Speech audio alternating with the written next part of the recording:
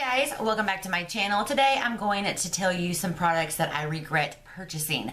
Now, these are products that just didn't work for me, and I'm really not the kind of person that takes products back. I know, but like the nearest mall and Sephora and Ulta and all of that are like 45 minutes, an hour away from me.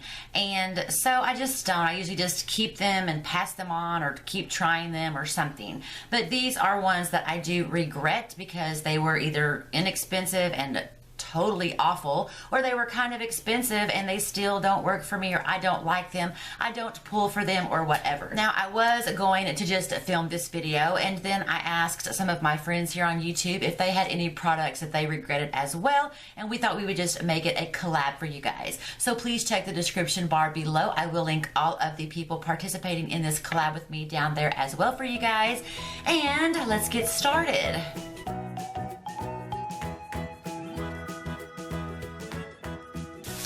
I know. Now, these are products that I'm either going to bin because I don't have anyone to pass them on to, or they're just awful and I don't want to pass them on, or I'm going to give them away. I'm going to try and find someone that needs them or wants to try them. So let's just jump into it.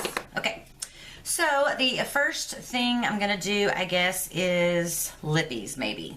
Yeah, let's do Lippies first. I only have a couple. Okay, the first lippy that I regret purchasing is the Revlon Colorstay Overtime. This one is called Forever Pink. That's the color right here. The color is not actually bad. I mean, it's kind of like super Barbie light. And it's not that uncomfortable, but this clear end that you put over it to make it like last color stay, it is so uncomfortable. It's so drying. It made my lips feel like glass. It was really, really awful. No. And it did color stay. I mean, it lasted for a long time, but it was just so uncomfortable. So I don't like that. Regret that for sure. These may be some repeats from some fails, but a lot of you guys may be new from other channels, so welcome. The next one is the Flower Beauty Shine On Lip Gloss, and this one is in the color What a Day-O. Yeah. I don't know what the hell I was thinking when I picked this up. It's a super light color, and it is a like full-on lip gloss. It's like this lightest nude peach possible. I look like, I don't even know. I look like a ghost on my lips when I use this. I don't know what I was thinking with this color, but it was like $5. Definitely a waste. I don't know. It doesn't last very long. It's not very comfortable. It's a little drying. So all around, between the color, which I don't know what I was thinking, and the product, no. Next, let's do some mascaras. I have a lot. I know. I have like 4. Okay. The first one, I'm sure you've heard me talk about this, Chanel Le Volume de Chanel Mascara. I've tried this so many times, so many ways. It's just about dried up now. It is in my products to use up. Yeah, it's dried up. Like, it's not coming off. Thank God it's dried up. It is awful. There's no volume and all of that. I swear these two drugstore $5 and $6 are 10 times better than this $50 mascara from Chanel. That was definitely a regretted purchase, a waste of money, and I'm glad that I could finally pan that. The next one is the Voluminous Miss Manga by L'Oreal, and I really wanted to like this because I saw this on so many people's favorites. It's got this really cool like little brush that gets bigger and bigger and bigger as it goes, and I really wanted it to give me a lot of volume. A lot of people loved this, but eyelashes are such an individual thing. Hardly any two people are gonna love, you know what I mean, for the same reasons, but total waste of $6. Didn't give me any volume, didn't like it, and I was actually irritated by the ingredients, so no. Next is the Revlon Ultra Volume Mascara. This says Ultra Volume. All it did was make my lashes a little dark. I mean, there was like not even 1/8 of a millimeter of length. I don't know where the ultra volume it came from, but I'm not sure who tested this out. It's got that nice big fatty brush that usually gives me volume. This was an absolute waste of $5.97. The next two is the Butterfly Intenza. This is the waterproof one, and this one has this kind of neat like little brush. No volume. It did kind of fan them out a little bit on the ends, but there was no volume. There was no length. Wasted $6. And then the Voluminous Butterfly, not the Intenza or the waterproof, just this one. Same thing. I mean, these are, I don't even know who is testing out these mascaras where they say 10 times the volume. No, total waste. And then let's do some primers. Okay, the first one is the Hourglass Mineral Veil Primer. Now, I did get the smaller bottle for like 20 bucks or whatever. There's still that much product. If any of you guys want to try this, let me know. I don't have the box, but it does still have the lid on it. I've used it twice. It's got dimethicone in it. It's very drying on my skin, so it's just a fail for me in that respect. It's kind of pricey. If you have dry skin and you tried this and you didn't like it, that's kind of a waste of $20 or $50, whichever size you bought. So no, definitely regret that. And then I have the Master Prime Studio or Face Studio by Maybelline. It's supposed to blur and smooth lines. This also has dimethicone in it. It was very drying to me. It didn't blur or smooth anything. It didn't make it any worse, but definitely not worth the money. And I never used it after I tried it. Like, I don't know how many times I tried it, but enough to know that I didn't like it, and it's not, no. And then we have the Flower Beauty. This is the Perfecting Primer. This is the white one. This was $13.98. It does have dimethicone in it. It didn't make my lines or pores or anything smaller or minimized. The thing that I had with it, I tried it with water-based foundations and silicone-based foundations, and it just didn't.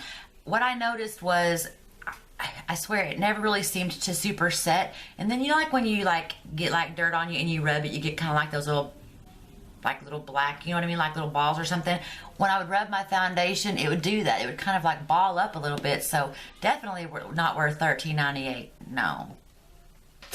And then I have foundations, just these two. Okay, the first one is the Hard Candy Glamma Flage Invisible Camouflaging Foundation.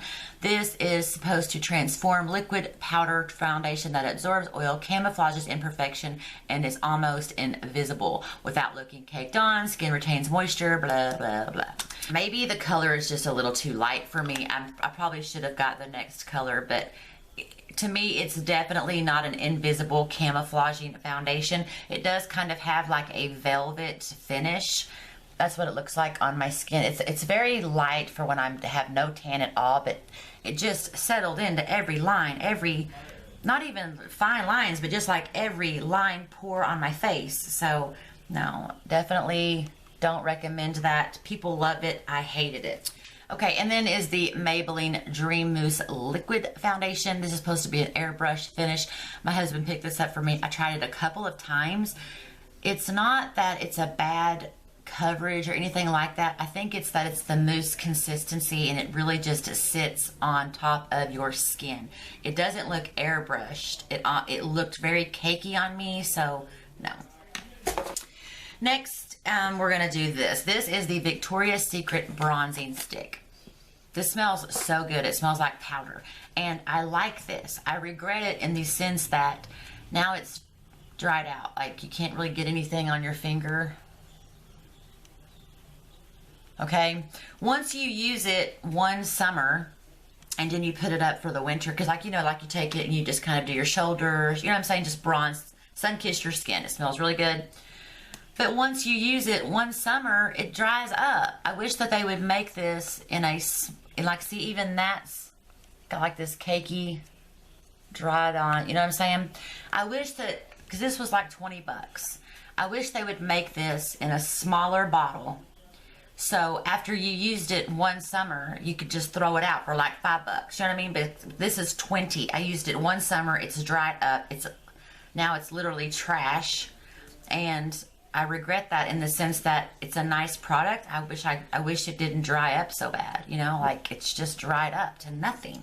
So yeah, I regret that. Next time, make it smaller, Victoria's Secret. I know you're listening to me. Just kidding. And then let's talk about this powder. This is the Ben Nye Fair Translucent Powder. I know a lot of people love the banana powder from Ben Nye. Maybe because I got the Fair Translucent, but look how it settles into every line in my hand. That's what it looks like on my face. It looks like I have turned myself into a birthday cake and I've iced my face. You can see it's so bad sitting on my skin. So yeah, that was like 20 bucks wasted. I know. The next one is the MAC Mineralized Skin Finish in Light. Again, I'm gonna try a different color maybe because this is super dry. Like even trying to get it out of the thing, it's just super dry. And again, it just sits on top of my skin. It's very chalky, very powdery. I don't like it when products accentuate my dry skin, and then when you buff it out, it's just very, very noticeable. Yeah, noticeable, that's the word. So yeah, that was like 20 bucks. I don't like that. And then last, I have these 3 palettes. The first one is the Urban Decay Ammo Palette. These colors are beautiful. There are a few similar colors in here that are in the Anastasia Beverly Hills Self-Made palette. If you just wanted to buy this just to collect the Urban Decay palettes, then absolutely. But for hooded eye gals, every single one of these colors is a shimmery color. They're all really pretty. I'm not denying that they're not really pretty, but it's just not a palette that I reach for. And when I do, because there's not like, it's not an all around, you know, all in one kind of palette. This is definitely an accent palette. I use one of these colors for a lid color or something like that. You know what I mean? It's not something that I can just take this one palette and go. Just for the money and for as little as I use it, I just don't pull for it because it's just not a very wearable palette for hooded eye gals. So yeah. And then this is the Tarte Empower Flower palette. Now I did a get ready with me first impression with this. Everyone, I'm sure, has a Park Avenue Princess in some form, stick, powder, whatever. These 2 blushes, this lighter one is really chalky, and this medium one, the Trust Empowering, is very patchy to me. I ended up using these both as eyeshadows because I knew I was never going to use that dry chalkiness on my skin, and that one's patchy. For the eyeshadow part, it's not super bad. It's just, I feel like you probably have these colors, and for $35, unless you just wanted to have all the Tarte palettes for collector, you know what I'm saying?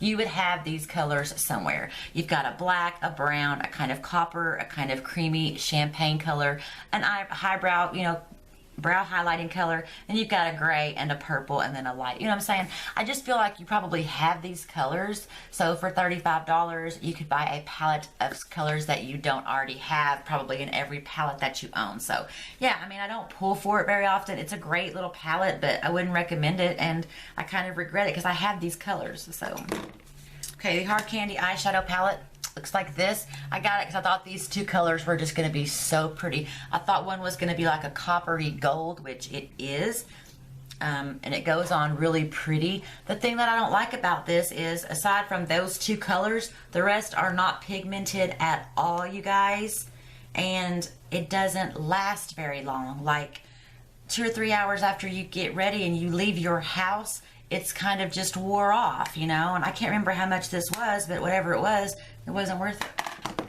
And that is it, you guys. Those are some products that I do regret purchasing. Let me know below if you have any products that you regret and you can think of right off the bat, man, I wish I wouldn't have bought that palette or this palette or whatever. Especially when you get those higher end foundations and then they don't work for you. That's why I really like to have samples and get samples of foundations and things, and maybe even a couple to wear it a couple of days in a row. But yeah, I hope you're all having a fantastic Monday. Thank you guys so much for watching, and I'll see you next time. Bye, guys.